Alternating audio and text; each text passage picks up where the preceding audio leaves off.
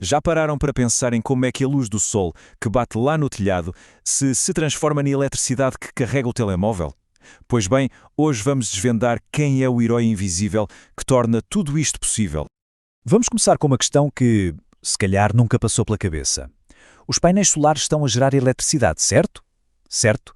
Mas e se essa eletricidade, assim que sai do painel, fosse completamente inútil para a nossa casa? Parece estranho, não é? Vamos lá desvendar este mistério. Para percebermos o enigma, temos de ir mesmo à origem de tudo, aquele momento exato em que um raio de sol se converte numa faísca elétrica. É um processo, na verdade, incrivelmente elegante. Quando a luz do sol atinge o material semicondutor de um painel, como o silício, basicamente agita os eletrões e põe-os a mexer. E o que é um fluxo de eletrões é eletricidade, na sua forma mais pura. Simples assim. E este fenómeno tem um nome. É o efeito fotovoltaico. Foi observado pela primeira vez, imaginem, em 1839 e é o princípio científico por trás de toda a tecnologia solar. É quase como se fosse magia a nível atômico, transformar luz em energia. E é exatamente aqui que o nosso mistério começa a ganhar forma, porque a corrente que acabamos de descrever não é a mesma que liga à televisão ou o frigorífico. É assim, os painéis geram corrente contínua, ou CC.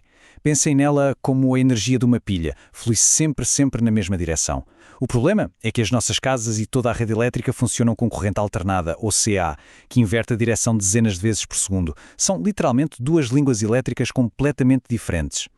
Então, como é que se traduz a energia dos painéis para a língua que as nossas casas conseguem entender? Bem, precisamos de um tradutor, um intérprete inteligente que faça a ponte entre estes dois mundos. Precisamos do cérebro de toda a operação. Esse tradutor, esse cérebro, tem um nome. É um inversor solar. É esta peça de tecnologia que, no fundo, resolve o nosso problema de incompatibilidade. E esta expressão, o cérebro, capta na perfeição a sua importância. Não é só uma caixa por onde a energia passa, é o centro de comando que gera todo o fluxo, garantindo que tudo funcione em harmonia, de forma segura e, claro, eficiente. Mas o que é que este cérebro faz exatamente? Acontece que o inversor não tem só um trabalho, mas dois, e ambos são absolutamente vitais para o desempenho de todo o sistema. Ok, a primeira função é a mais óbvia, a conversão de CC para CA, a tal tradução de que já falamos. Mas a segunda é pura magia de otimização. Pensem nisto. A quantidade de sol não é constante, uma nuvem passa, a temperatura muda, a tecnologia MPPT funciona como um gestor de performance, sempre a ajustar as definições para garantir que os painéis estão a trabalhar no seu ponto máximo, a espremer até à última gota de energia. E isto não é uma melhoria qualquer, pode aumentar a produção de energia em até 30%. Claro que, como em qualquer equipa de super-heróis, não há uma solução única para tudo. Missões diferentes exigem heróis diferentes. Com os investidores é exatamente a mesma coisa. Cada tipo resolve um problema específico. O inversor de string é o mais clássico, perfeito para a maioria das casas. Já os microinversores são para os casos mais complicados, como telhados com algumas sombras, para garantir que um painel à sombra não prejudica o resto do sistema. E os híbridos? Bem, esses já estão a pensar no futuro, prontos para ligar o sistema a baterias de armazenamento. Ok, já vimos como escolher o inversor certo, mas um sistema solar é um investimento a longo prazo. Então a pergunta é, quanto tempo é que este herói e os painéis realmente duram? E o que é que isso significa para a nossa carteira?